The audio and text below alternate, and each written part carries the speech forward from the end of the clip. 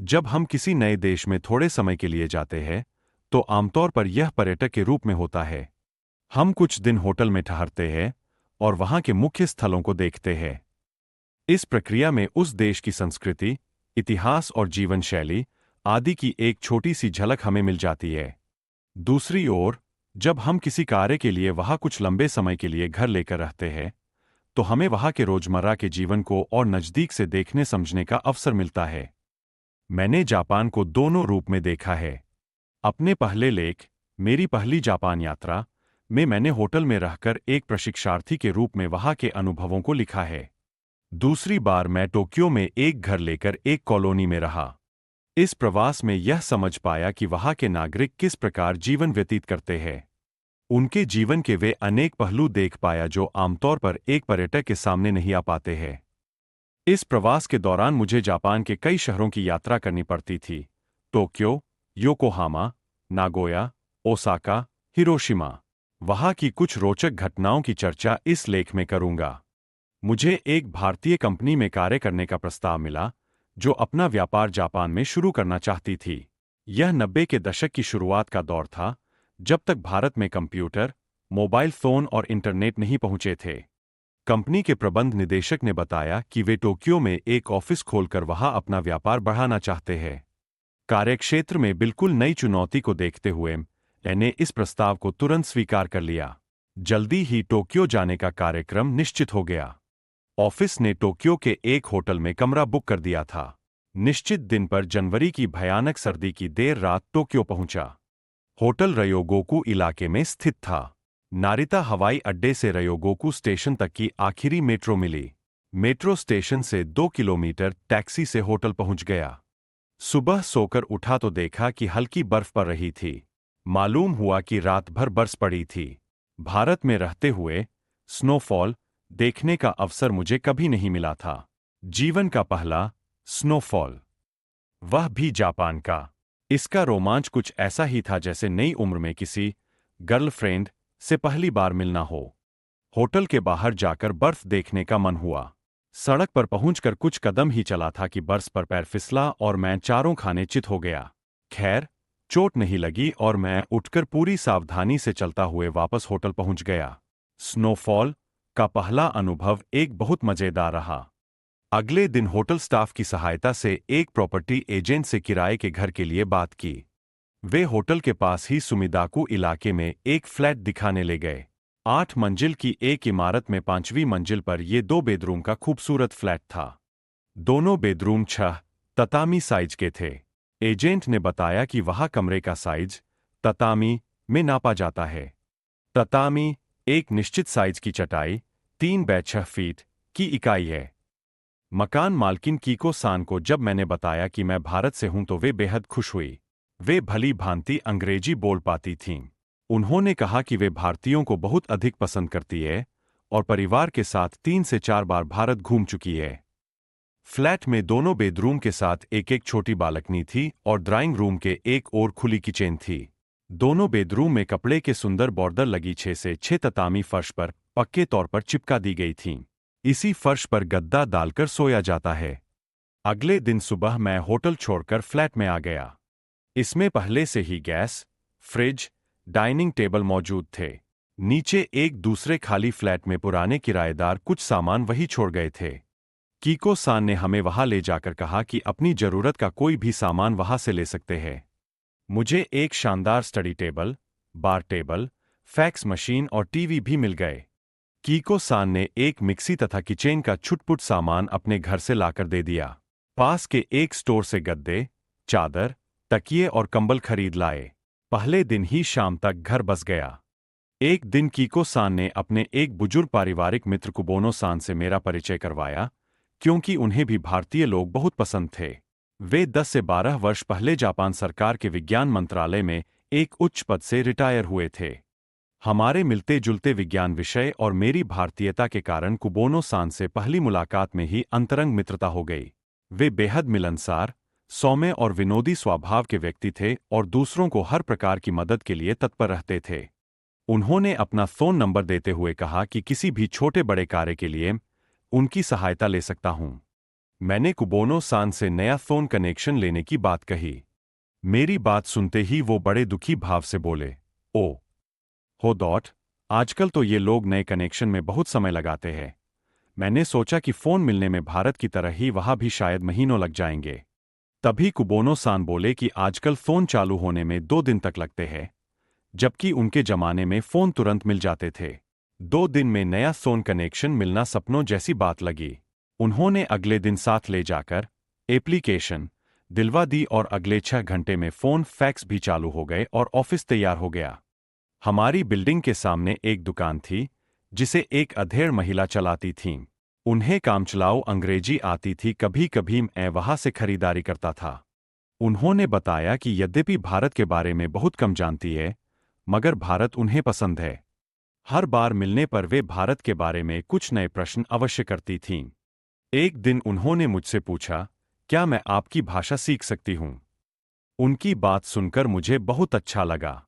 मैंने उन्हें समझाया, वे हिंदी बोलना बहुत आसानी से सीख सकती है, क्योंकि जापानी वर्णमाला के उच्चारण हिंदी वर्णमाला के उच्चारण का एक छोटा भाग कहे जा सकते हैं। मैंने उन्हें हिंदी सिखाना शुरू कर दिया। वे बड़ी तन्मयता से एक नोटबुक में हिंदी के शब्दों को और बाद में छोटे छोटे वाक्यों को सुनकर जापानी भाषा में लिखती थीं। मेरे भारत लौटने तक वे छोटे वाक्यों को भली भांति बोलना सीख गई थीं। रयोगोकु इलाका, जहां मैं रहता था, टोक्यो के मध्यपूर्व भाग में स्थित है, जिसमें टोक्यो का एक सबसे बड़ा आकर्षण स्थित है, सूमो प्रशिक्षण केंद्र। यह स्थान मेरे फ्लैट से 600 मीटर दूर था। उत्सुकतावश मैं यदाकदा उधर जाता था। एक दिन बाजार में हाराजाकी नाम के एक सूमो से मुलाकात हुई। उनसे थोड़ी दोस्ती हो गई और यदाकदा मिलना होने लगा। उन्हें भी भारत को लेकर बहुत दिलचस्पी थी। मार्च समाप्त होते होते जापान में चेरी सीजन शुरू हो गया था, जो मार्च के अंत से शुरू होकर अप्रैल के मध्य तक चलता है। उएनो चेरी ब्लॉसम फेस्टिवल जापान के सबसे बड़े और सबसे ज्यादा भीड़-भाड़ वाले फेस्टिवल में से एक है। उएनो पार्क में आधा पौना किलोमीटर की मुख्य सड़क पर घुसते ही लगता है कि हम परियों के देश में पहुंच गए हैं। सड़क के दोनों ओर गुलाबी फूलों से लदे चेरी के पेड़, हजारों रंगीन लाइट और संगीत हमारा स्वागत कर रहे थे। मुझे बताया गया कि वहां 1000 से ज्यादा चेरी के पेड़ हैं। हाराजाकी ने एक शाम मुझे वहां आमंत्रित किया। हाराजाकी की सहमति से एकीको सान के परिवार के साथ वहां गया। हाराजाकी ने अपने मित्रों से हमारा परिचय कराया और उनके साथ हमने 2 घंटे बियर और संगीत का आनंद लिया।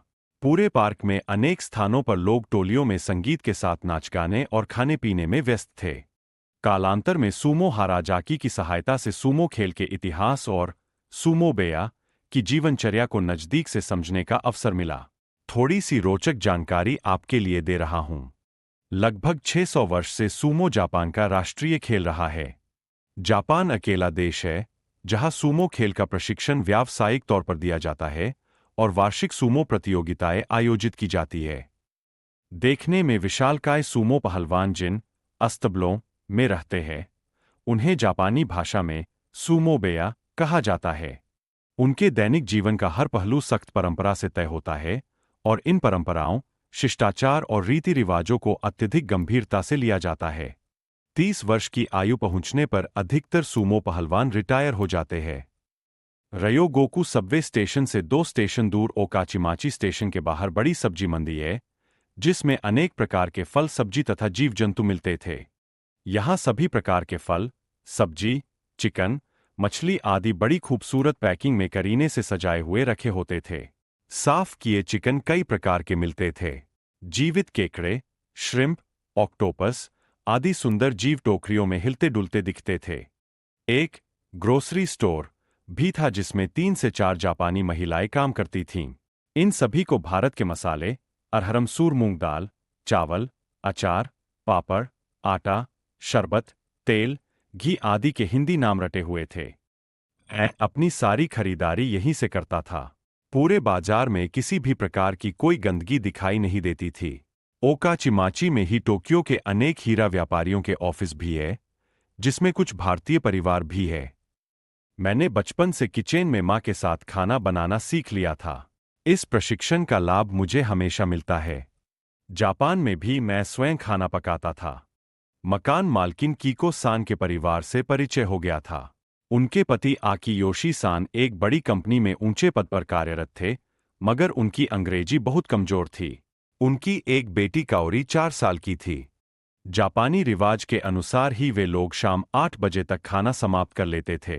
उन सबको भारतीय खाना भी पसंद था।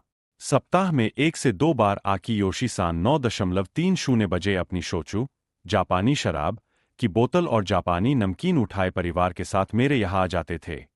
कीको सान कोई अल्कोहल नहीं लेती थी। मैं खाना बनाते हुए आकियोशी सान के साथ शोचु का आनंद लेता था और हम लोग बहुत देर तक गपशप करते थे। वे दोनों मेरे साथ भारतीय खाने का स्वाद भी लेते थे। एक दिन कुबोनो सान को शाम के खाने पर आमंत्रित किया और मैंने पूरा भारतीय भोजन परोसा, जिसमें तड़का दाल, चावल, रोटी, आलू का पराठा, भिंडी की सब्जी और दही का भुने जीरे का मट्ठा, छाछ थे। भोजन की समाप्ति सूजी के हलवे से हुई। अंत में वे बोले, मैंने इतना स्वादिष्ट भोजन और इतनी मात्रा में कभी नहीं खाया। कुछ दिनों बाद एक दिन वो अपनी पत्नी और बेटी को लेकर आ गए जो रोटी और आलू का पराठा बनाना सीखना चाहती थीं। यूं तो जापान में भारतीय भोजन बहुत पसंद किया जाता है, परंतु वहां होटल में घर के बने भोजन जैसा स्वाद नहीं मिलता। कुबोनो सान अमीर परिवार से थे। दोनों पति पत्नी ने उस दिन मेरे सामने एक गंभीर प्रस्ताव भी रख दिया। कुबोनो सान की प्रबल इच्छा थी कि हम दोनों मिलकर घर के स्वाद वाले भारतीय भोजन का एक रेस्टोरेंट टोक्यो में शुरू करें जिसमें पूरा पैसा वो लगाएंगे, परंतु मेरी पारिवारिक स्थिति के कारण मैं लंबे समय वहां नहीं रुक सकता था। मुझे भारी मन से उनको निराश करना पड़ा। मुझे काम के सिलसिले में टोक्यो से योकोहामा, नागोया, ओसाका और हिरोशिमा जाना पड़ता था। ये शहर शिनकानसेन, बुलेट ट्रेन के रूट पर है। टोक्यो से हिरोशिमा 816 किलोमीटर है, जिसमें उस समय लगभग 4 से 5 घंटे का समय लगता था। उस जमाने में दूर के शहरों में बिजनेस मीटिंग के लिए जाने से पहले ग्राहक से फोन पर बात करके अपॉइंटमेंट तय कर ली जाती थी। फिर ग्राहक अपना पता, सोन नंबर और स्टेशन से रूट मैप फैक्स से भेजते थे। हमें उस नक्शे को वहां स्टेशन पहुंचकर टैक्सी ड्राइवर को देना होता था, जिसके अनुसार वह हमें गंतव्य स्थान पर पहुंचाते थे। एक मजेदार घटना का जिक्र अवश्य करना चाहूंगा, क्योंकि इस प्रकार का अनुभव भारत में असंभव है। ओसाका की एक मीटिंग समाप्त करके एक दिन सुबह शिनकानसेन ट्रेन में नागोया आ रहा था। नागोया स्टेशन पर उतरकर होटल पहुंच गया। ट्रेन को आगे टोक्यो जाना था। कमरे में चाय पीते समय देखा कि बैग में कैमरा नहीं है। हाल ही में नया महंगा कैमरा खरीदा था। उसके जाने का बहुत दुख हुआ ये था कि ट्रेन में कैमरा खोलकर देख रहा था। बाद में उसे बंद करके बगल वाली खाली सीट पर रख दिया और ट्रेन से उतरते समय उठाना भूल गया। अब क्या किया जाए, समझ नहीं आ रहा था। खैर, मैंने होटल से ओसाका वाले ग्राहक को फोन करके सारा किस्सा बताया। उन्होंने मुझसे टिकट देखकर सीट नंबर और ट्रेन नंबर बताने को कहा। 15 से 20 मिनट के बाद उनका फोन आ गया। वे बोले, मैंने ट्रेन में कंडक्टर से बात कर ली है। उन्होंने कैमरा उठाकर रख लिया है और वे उसे टोक्यो स्टेशन पर खोया पाया विभाग में जमा कर देंगे। मैं टोक्यो लौटकर वहां से ले सकता हूं। इस खबर से काफी राहत हुई। अब नई समस्या यह थी कि उस समय मेरे पास कैमरे की कोई रसीद नहीं थी, सो मुझे लगा कि अब कैमरा लेते समय झमेला होगा। अगले दिन शाम को टोक्यो स्टेशन पहुंचकर मैं खोया पाया विभाग की ओर लपका। वहां बैठे व्यक्ति को बताना शुरू ही किया था कि मेरा कैमरा कल ट्रेन में छूट गया था। मेरी बात पूरी होने से पहले ही वे सज्जन दौड़ कर गए और एक अलमारी से कैमरा लाकर मुझे दिखाते हुए पूछा कि क्या यही मेरा कैमरा है। तब उन्होंने मुझे एक रजिस्टर में अपना नाम, पता और फोन नंबर लिखने को बोला और कैमरा मुझे सौंप दिया। मैं सोचने लगा कि ये देश वास्तव में अजूबा है। गर्मी का मौसम शुरू होते ही जापान में पब्लिक स्विमिंग पूल शुरू हो जाते हैं, जहां मात्र 100 येन, उस समय भारत के लगभग 6 रुपए में 1 घंटा पूल का प्रयोग कर सकते हैं। बेहद सस्ते दाम के अतिरिक्त भारत में किसी पब्लिक पूल के मुकाबले मुझे 2 विशेष बातें मुझे नजर आईं। हर आधा घंटे बाद सभी ग्राहकों को 5 मिनट के लिए पूल से बाहर आने के लिए कहा जाता था। इस बीच अधिकारी लोग पानी की पीएच वगैरह की जांच करते थे। पूल से निकलकर जिस फर्श पर बैठते थे वह अंदर से हल्का गर्म होता था, जो बहुत सुकून देने वाला होता था। एक दिन मैं किसी से मिलने के लिए मेट्रो से जा रहा था। शिंजुकू स्टेशन से मुझे गाड़ी बदलनी थी। दूसरी गाड़ी के प्लेटफार्म को लेकर मैं थोड़ा आशंकित था, तो प्लेटफार्म पर ही एक नवयुवक से पूछा। उसने कहा कि वह भी उसी ओर जा रहा है, तो हम साथ ही चल सकते हैं। हम दोनों एक डिब्बे में बैठ गए। 4-5 स्टेशन गुजरने के बाद वह युवक अचानक मुझसे क्षमा मांगने लगा और बोला कि उसने मुझे गलती से गलत प्लेटफार्म बता दिया। यह गाड़ी मेरे गंतव्य की ओर नहीं जाएगी। उसने मुझसे 4 से 5 बार क्षमा मांगी और मुझसे कहा कि वह शिंजुकू से मुझे सही गाड़ी में बिठाकर आएगा। मेरे कई बार मना करने के बावजूद वह मेरे साथ वापस शिंजुकू स्टेशन आया। वहां मुझे सही गाड़ी में बिठाकर फिर कई बार क्षमा मांगते हुए बोला कि यदि वह ऐसा न करता तो मैं हमेशा के लिए उसके और जापान के बारे में गलत धारणा बनाकर अपने देश लौटता। उसके इस व्यवहार से मुझे जीवन भर के लिए एक सीख मिली। हर महीने कई प्रकार के बिल आते थे, जिनमें मुख्यतः बिजली, गैस, लोकल फोन, अंतर्राष्ट्रीय फोन और फैक्स थे। कीको सान ने मुझे बता दिया था कि ये सारे बिल नज़दीक के पोस्ट ऑफिस में ही ले जाकर भुगतान कर सकता हूं। पहले महीने के बिल लेकर मैं पोस्ट ऑफिस गया। वहां एक कार्यरत लड़की ने सारे बिल मुझसे ले लिए और मुझे सामने सोफे पर बैठकर इंतजार करने के लिए कहा। कुछ ही मिनटों में उसने सारी राशि जोड़कर बता दिया। मैंने उसे 10,000 येन का नोट दिया। उसके पास खुले पैसे नहीं थे। वह दौड़कर अंदर की ओर गई और खुले पैसे लाकर उन्हें एक प्लेट में रखा। उसके साथ 4 टॉफी और एक टिश्यू पेपर का पैकेट रखकर मेरी ओर बढ़ा दिए। कई बार झुककर धन्यवाद बोलकर मुझे विदा किया। अंत में, जापान की एक और सबसे अनूठी विशेषता जिसका जिक्र किए बिना यह लेख अधूरा रहेगा, वह है पब्लिक बाथ हाउस। जापान में पब्लिक बाथ हाउस को सेंटो कहा जाता है। इसका इतिहास 500 वर्ष से भी पुराना है। उस समय जापानी घरों में स्नानघर नहीं होते थे। एक कॉलोनी में बहुत सारे घरों के लिए एक सेंतो बना दिया जाता था, जहां सब लोग पानी के विशाल स्नानगार में इकट्ठे होकर एक साथ नहाते थे। उसमें कपड़े पहनकर जाना निषेध था। हाँ, पुरुष और महिलाओं के सेंतो अलग अलग होते थे। आज भी यही व्यवस्था कार्य करती है। समय के साथ इसका रूप परिष्कृत होता रहा। सेंतो संस्कृति का जापान की जीवन शैली में आज भी एक विशिष्ट स्थान है, लेकिन इसका मूल स्वरूप नहीं बदला है। आज के जापान में हर घर में एक स्नानगार तो होता ही है, मगर सेंतो अभी भी उनके जीवन का अभिन्न अंग है। दिन भर के काम के बाद जापानी लोग सेंतो में जाते हैं और वहां घंटों तक पानी में आराम करते हुए गपशप करते हैं। मेरे मकान मालिक आकियोशी सान ने एक दिन बड़े आग्रहपूर्वक मुझे सेंतो ले जाने का निमंत्रण दिया। वे एक सेंतो में मुझे ले गए, जहां वे अक्सर जाया करते थे। अंदर जाकर मुझे वहां का वातावरण बहुत अच्छा लगा। जब सारे कपड़े उतारकर पानी में घुसने की बात आई तो मेरे भारतीय संस्कार उनके नियम के मुकाबले मजबूत साबित हुए। मैं इस प्रकार अंदर जाने का साहस नहीं जुटा पाया और अंततः हाकियोशी सान अकेले ही अंदर गए। इस बीच मैं मजे से बाहर बैठकर अन्य लोगों से 40 से 50 मिनट गपशप करता रहा और एक नया विचित्र अनुभव लेकर घर लौट आया। जापान की यह यात्रा मेरे जीवन का एक महत्वपूर्ण पड़ाव था, जिसमें मैंने स्वयं के जीवन में अपनाने के लिए ऐसी अनेक बातें सीखीं जो शायद कहीं और नहीं सीख सकता था।